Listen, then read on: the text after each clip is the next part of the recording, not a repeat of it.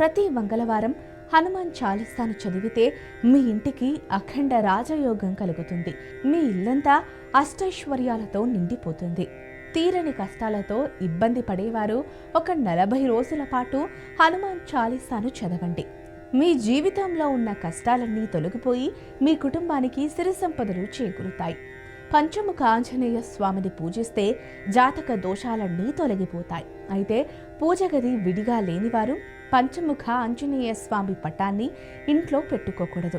అలాగే గర్భగుడిలో తీర్థం తీసుకున్నాక ఎంగిలి చేతిని తలపై రాసుకోకూడదు.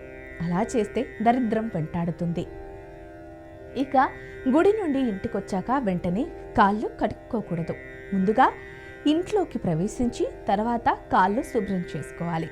ప్రతి ఒక్కరికి సొంతింటి కల ఉంటుంది. మీ ఇంటి ఆదాయం రెట్టింపు కావాలన్నా, మీ సొంతింటి కల త్వరగా నెరవేరాలన్నా ప్రతి మంగళవారం హనుమంతుని ఆలయానికి వెళ్ళి హనుమంతునికి ఇష్టమైన వడమాలను సమర్పిస్తే మీ సొంతింటి కల త్వరగా నెరవేరుతుంది.